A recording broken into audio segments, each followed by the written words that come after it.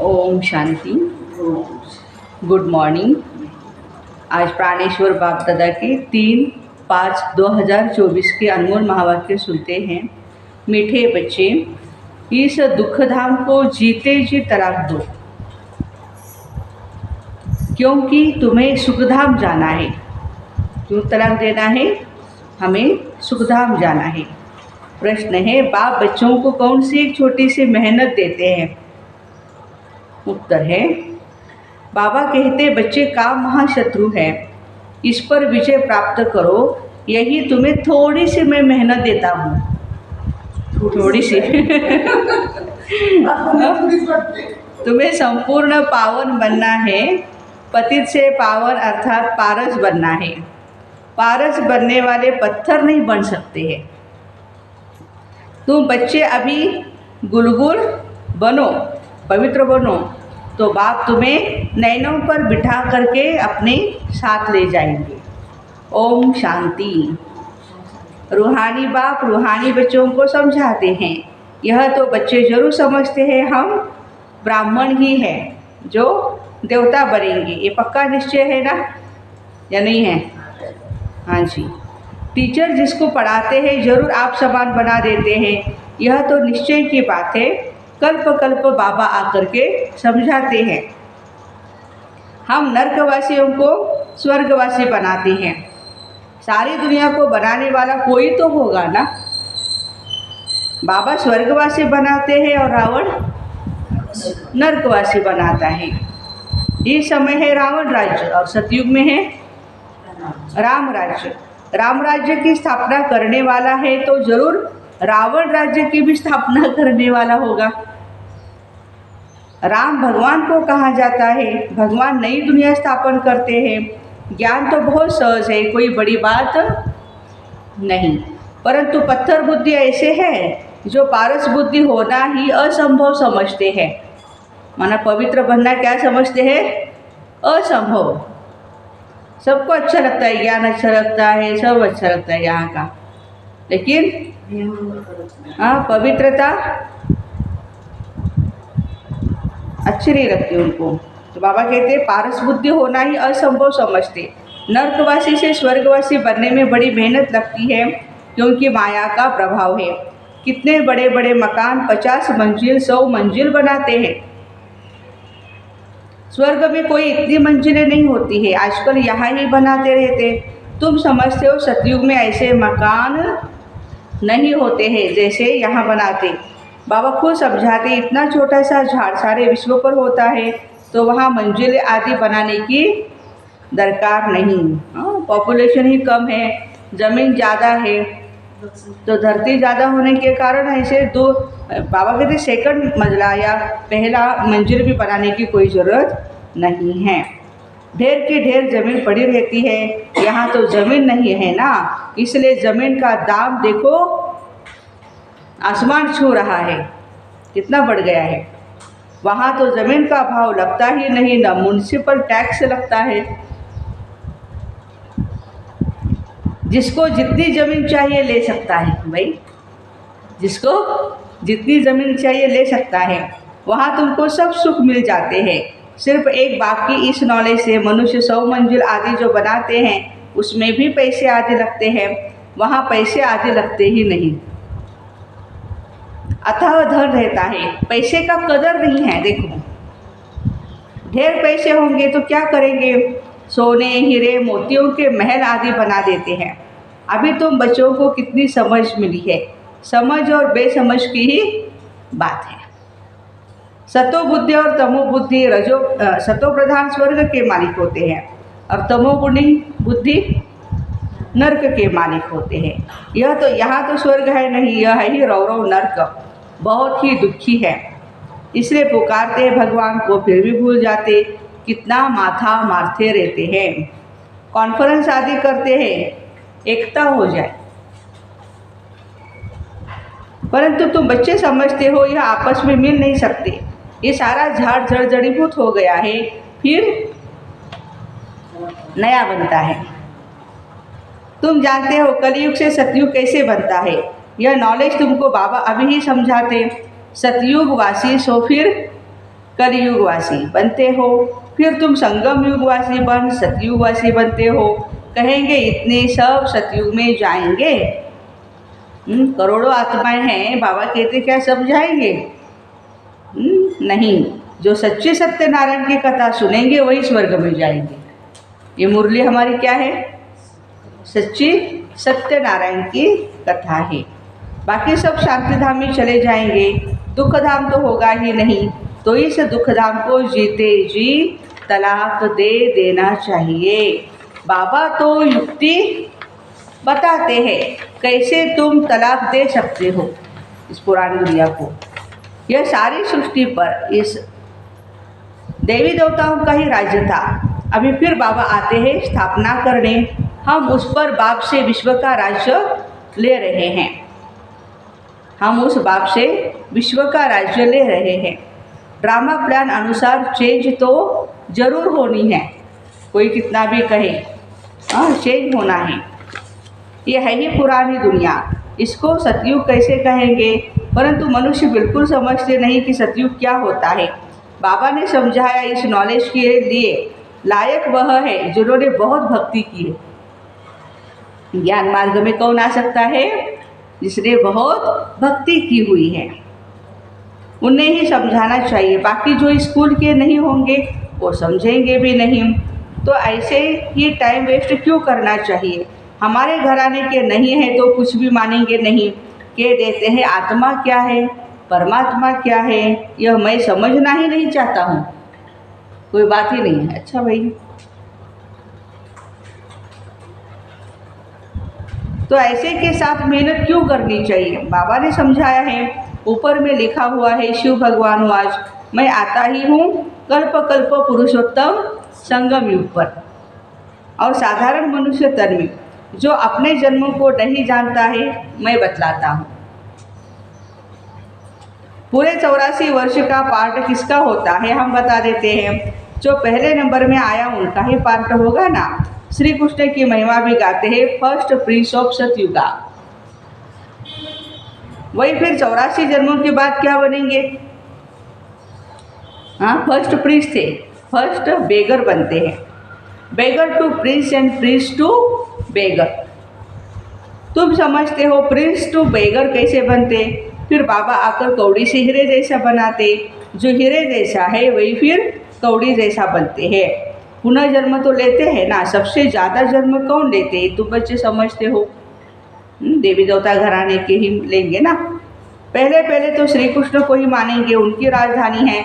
बहुत जन्म भी उनके ही होंगे, यह तो बहुत सहज बात है। परंतु मनुष्य इन बातों पर ध्यान नहीं देते। बाबा समझाते हैं तो वंडर खाते हैं। बाबा एक्यूरेट बताते, फर्स्ट सो लास्ट, पहले से लास्ट तक जो भी ड्रामा है सारा बाबा बता देते हैं।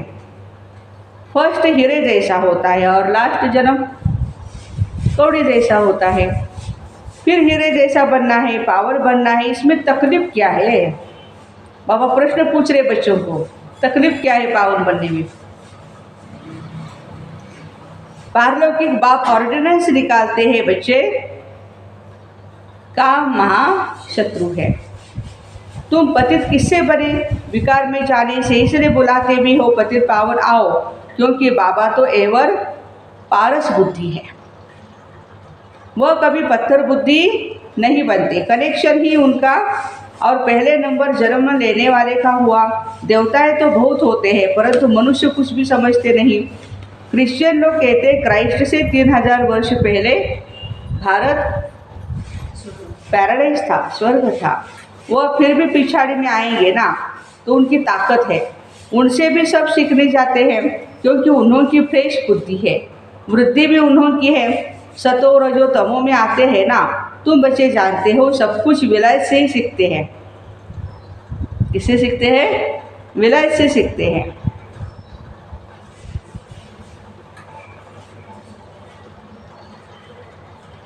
ये भी तुम जानते हैं सतयुग में महल आदि बनने में कोई टाइम नहीं लगेगा।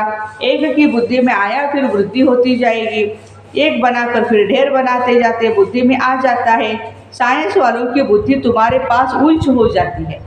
सतयुग में झट महल बनाते रहेंगे, यहाँ मकान मंदिर बनाने में 12 मास लग जाते हैं।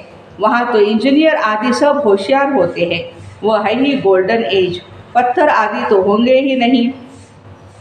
अभी तो बैठे बैठे ख्याल करते होंगे हम ये पुराना शरीर छोड़ अपने घर जाएंगे, वहाँ से फिर सतयुग में योग बल से जन्म लेंगे। बच्चों को खुशी क्यों नहीं होती है? हाँ, बाबा पूछ रहे हैं, चिंतन क्यों नहीं चलता है तुम्हारा? जो मोस्ट सर्विसेबल बच्चे हैं उन्हों का ही चिंतन जरूर चलता होगा। जैसे बैरिस्टरी पास करते हैं तो बुद्धि में चलता है ना, हम ये करेंगे ये करेंगे। तुम भी समझते हो हम यह शरीर छोड़ जाकर यह बनेंगे। याद से तुम्हारी आयु वृद्धि को पाएगी। आयुष्मान भव कहते हैं, लेकिन याद करने से ही हम आयुष्मान बनेंगे, आयुष बढ़ेगी हमारी। अभी तो बेहद बाप के बच्चे हैं, ये ग्रेड बहुत ऊंची है। तुम ईश्वरीय परिवार के हो, उनका कोई और संबंध नहीं। भाई बहन से भी बाबा उच्च चढ़ा देते हैं। क्या समझाते हैं बच्चे? अपने को आत्मा आत्मा, भाई भाई समझो। ये बहुत प्रैक्टिस करनी है। भाई का निवास कहाँ है? इस तख्त पर, अकाल तख्त। यह तख्त सभी आत्माओं के सड़ गए हैं। अरे बाप, अकाल तख्त क्या हो गया? सभी का सड़ गया है। सबसे जास्ती तुम्हारा तख्त सड़ गया है। आत्मा इस तख्त पर विराजमान होती है। भ्रुकुटी के बीच में क्या है? ये बुद्धि से समझने की बातें है। आत्मा बिल्कुल सूक्ष्म है, स्टार मिसल। बाबा भी कहते मैं भी बिंदु हूँ, मैं फिर तुमसे बड़ा थोड़ी हूँ। तुम जानते हो हम शिव बाबा की संतान हैं, अब बाबा से वर्षा लेना है। इसलिए अपने को भाई भाई समझना है। बाबा तुमको सरमुख पढ़ा रहे हैं, आगे चल और ही कशिश होती जाएगी। यह विघ्न भी ड्रामा अनुसार पढ़ते ही रहते हैं। अभी बाप कहते तुमको पतित नहीं होना, ये ऑर्डिनेंस है। अब तो और ही तमो प्रधान बन पड़े हैं, विकार के बिगड़ नहीं रहते। जैसे गवर्नमेंट कहती है ना शराब नहीं पियो, तो शराब बिगड़ रह नहीं सकते, फिर उनको ही शराब पिलाए डायरेक्शन देते हैं, फलानी जगह बॉम्ब सहित गिर जाओ, कितना नुकसान होता है। तुम यहाँ बैठे बैठे विश्व का मालिक बनते हो, वह फिर वहाँ बैठे बैठे बॉम्ब छोड़ते रहते हैं सारे विश्व में, विश्व के विनाश के लिए। कैसे चटाभेटी हो रही है। तुम यहाँ बैठे बैठे बाप को याद करते और विश्व के मालिक बन जाते, और दुनिया वाले क्या करते हैं? विनाश के कारण बन रहे हैं। कैसे भी करके बाप को याद जरूर करना है। इसमें हटियो करने या आसन आदि लगाने की बात नहीं। बाबा कोई भी तकलीफ नहीं देते, कैसे भी बैठो, सिर्फ तुम याद करो हम मोस्ट बिलवेड बाबा के प्यारे बच्चे हैं। तुमको बादशाही ऐसे मिलती है जैसे मक्खन से बाल निकलता है, इतना सहज है। गाते भी है सेकंड में जीवन मुक्ति। कहाँ भी बैठो, देखो बाबा कहते घूमो फिरो, घूमने फिरने के लिए बाबा ने मना नहीं किया है। बाप को याद करते रहो। पवित्र होने बिगड़ जाएंगे कैसे? नहीं तो सजाएं खानी पड़ेगी। जब धर्मराज के पास जाएंगे तब सबका हिसाब किताब चुकतू होगा। जितना पवित्र बनेंगे उतना ही ऊंच पद पाएंगे। इम्प्योर रहेंगे तो सूखा रोटला खाना पड़ेगा। भर घर में बाबा कहते जितना बाप को याद करेंगे पाप कटेंगे, इसमें खर्चे आदि की कोई बात नहीं। भर घर में बैठे रहो, बाप से भी मंत्र ले लो। यह है ही माया को वश करने का मंत्र, मन मना भव। यह मंत्र मिला फिर भर घर जाओ, मुख से कुछ भी बोलो नहीं। बाबा को क्या प्यारी है? शांति। शांति में रहो। अल्प और बे बादशाही को याद करते रहो। तुम समझते हो शिव बाबा को याद करने से हम सतो प्रधान बन जाएंगे, पाप कट जाएंगे। बाबा अपना अनुभव भी सुनाते। ब्रह्मा बाबा क्या अनुभव सुनाते? भोजन पर बैठता हूँ, अच्छा हम बाबा को याद कर खाते हैं। एक गिट्टी खाई, फिर एक नेवाला खाया, भूल गए। फिर झट भूल जाता हूँ क्योंकि गाया है ना, गाया जाता है जिनके मत्थे मामला, कितना ख्याल करना पड़ता है। ब्रह्मा बाबा को सब बच्चों का ख्याल था। फलानी की आत्मा बहुत सर्विस करते हैं, उनको याद करना है। सर्विसेबल बच्चों को ही बाबा बहुत प्यार करते हैं। दूसरी भाषा में कहें तो बाबा करंट देते हैं, उनको शक्ति देते हैं।